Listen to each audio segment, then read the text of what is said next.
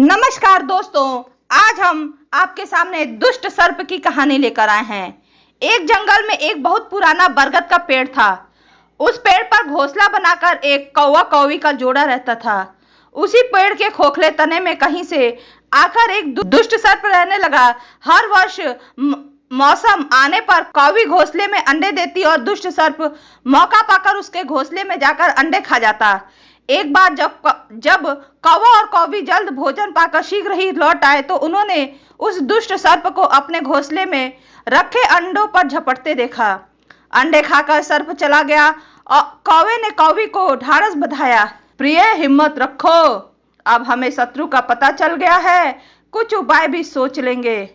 कौवे ने काफी सोचा और विचारा और पहले वाले घोंसले को छोड़ उसने काफी ऊपर टहनी पर घोंसला बनाया और कौवी से कहा, यहाँ हमारे अंडे सुरक्षित रहेंगे। हमारा घोंसला पेड़ की चोटी के किनारे निकट है और ऊपर आसमान में चील मंडराती रहती है। चील सांप की बैरी है, दुष्ट सांप यहाँ तक आने का साहस नहीं कर पाएगा।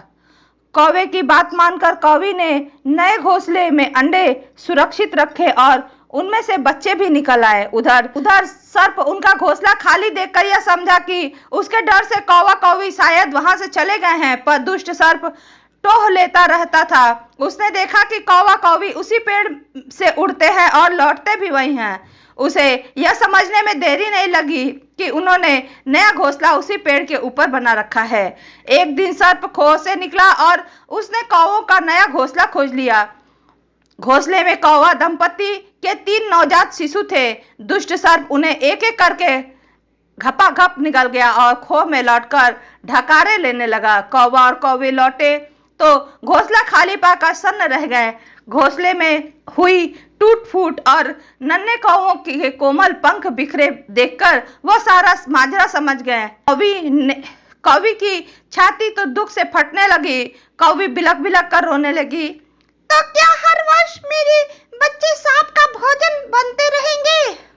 कौवा बोला, नहीं, यह माना कि हमारे सामने विकट समस्या है, पर यहाँ से भागना ही उसका हल नहीं। विपत्ति के समय ही मित्र काम आते हैं। हमें लोमड़ी मित्र से सलाह लेनी चाहिए। दोनों तुरंत ही लोमड़ी के पास गए। लोमड़ी ने अपने मित्रों की दुख भरी कहानी सुनी। उसने कौवा और कौवी के आंसू पोंछे। लोमड़ी ने काफी सोचने के बाद कहा, मित्रों, मैं वह पेड़ छोड़कर जाने की जरूरत नहीं। मेरे दिमाग में एक तरकीब आई है जिससे उस दुष्ट सर्प से छुटकारा पाया जा सकता है। लोमड़ी ने अपने चतुर दिमाग में आई तरकीब बताई। लोमड़ी की तरकीब सुनकर कौवा कौवी खुशी से उछलने लगे। उन्होंने लोमड़ी को धन्यवाद दिया और अपने घर लौट आए। अगले ही दिन योजना अमल में लानी थी। उसी वन में बहुत बड़ा सरोवर था। उसमें कमल और नरगिस के फूल खिले रहते थे। हर मंगलवार को उस प्रदेश की राजकुमारी अपनी सहेलियों के साथ जल क्रीड़ा करने वहां आती थी। उनके साथ अंगरक्षक और सैनिक भी रहते थे। राजकुमारी आई और सरोवर में स्नान करने जल में उतरी तो योजना के अनुसार कौवा उड़ता हुआ वहां आया।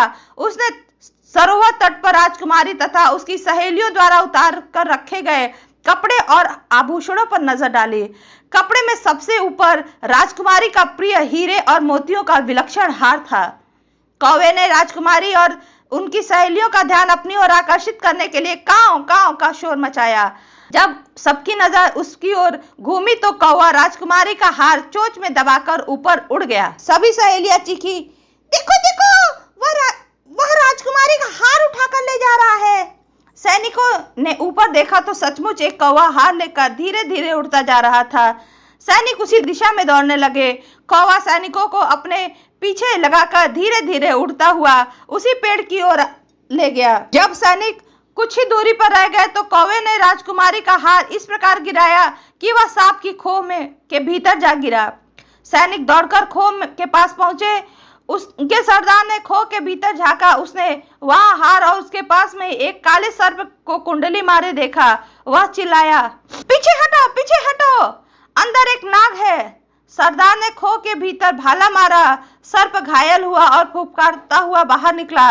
जैसे ही वह बाहर आया, सैनिकों ने भालों से उसके टुकड़े टुकड़े कर दिए। दोस्तों, इस कहानी से हमें ये सीख मिलती है कि बुद्धि का प्रयोग करके हर संकट का हल निकाला जा सकता है। धन्यवाद दोस्तों। यदि आपको ये कहानी अच्छी लगी हो तो प्लीज इसे लाइक शेयर सब्सक्राइब करना ना भूलें।